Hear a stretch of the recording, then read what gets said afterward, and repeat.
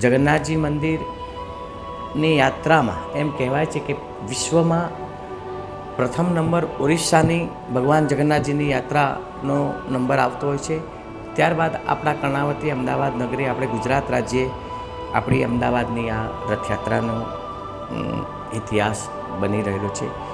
આ ઇતિહાસમાં 148 વર્ષ આ વર્ષે આપણને પરિપૂર્ણતા થઈ રહી છે.